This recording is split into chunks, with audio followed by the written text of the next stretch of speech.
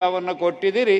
ಮುಂದಿನ ತಿಂಗಳು ಏನು ಜನಗಣತಿ ಬರ್ತದೆ ಅದೇ ಪ್ರೋತ್ಸಾಹವನ್ನು ಅಲ್ಲಿ ಲಿಂಗಾಯತ ಅಂತ ಬರೆಸಿಬಿಟ್ರೆ ಹೆಚ್ಚಿನ ಶಕ್ತಿ ಮತ್ತೆ ಬರ್ತಕ್ಕಂಥ ಒಂದು ವ್ಯವಸ್ಥೆ ಅದು ನಾವು ಮಾಡ್ತಕ್ಕಂಥದ್ದು ಬಹಳ ಮುಖ್ಯವಾಗಿ ನಾವು ಮಾಡ್ತಕ್ಕಂಥದ್ದು.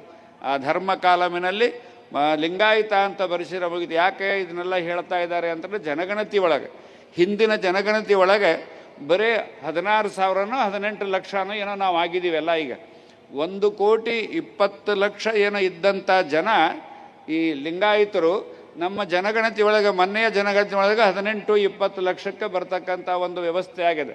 ಅದಕ್ಕೆ ಅನೇಕ ಕಾರಣಗಳಿದ್ದಾವೆ, ಇಲ್ಲ ಅಂತ ಅನ್ನೋದಿಲ್ಲ. ಅದೆಲ್ಲವನ್ನು ಅವರು ಮುಂದೆ ಬೆಂಗಳೂರಿಗೆ ಹೋದ ಮೇಲೆ ಅದನ್ನು ಹೇಳ್ತಕ್ಕಂಥ ಒಂದು ವ್ಯವಸ್ಥೆಯನ್ನು ಮಾಡ್ತಾರೆ. ಅದೇ ರೀತಿಯಾಗಿ ನಾಳೆ ಬಂದಾಗ ಆ ಕಾಲಮಿನಲ್ಲಿ ತಪ್ಪದೆ ಎಷ್ಟು ಜನ ಬಂದಿದ್ದೀರಿ ಎಲ್ಲರೂ ನಿಮ್ಮ ಮನೆಯಾಗೆ ಇರ್ತಕ್ಕಂಥವರಿಗೆ ಅದನ್ನು ಮಾರ್ಗದರ್ಶನವನ್ನು ಕೊಡ್ರಿ.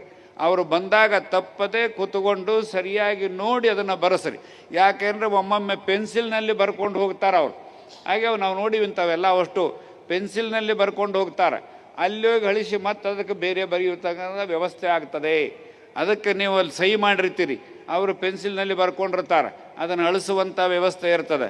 ಅದಕ್ಕೆ ಪೆನ್ನಿನಲ್ಲೇ ಅವರು ಲಿಂಗಾಯತ ಅಂತ ಬರೆಸಿದ್ದನ್ನು ನೋಡಿ ನೀವು ಸಹಿ ಮಾಡತಕ್ಕಂಥ ವ್ಯವಸ್ಥೆಗೆ ಬಂದರೆ ಈ ಧರ್ಮ ಮತ್ತೆ ಬೇಕಾದಷ್ಟು ಗೊತ್ತಕ್ಕಂಥ ಸರ್ಕಾರದಿಂದ ಏನೆಲ್ಲ ಸಿಗ್ತಕ್ಕಂಥ ವ್ಯವಸ್ಥೆಗಳು ಬರ್ತಾವೆ. ಈಗ ಹೆಂಗೆ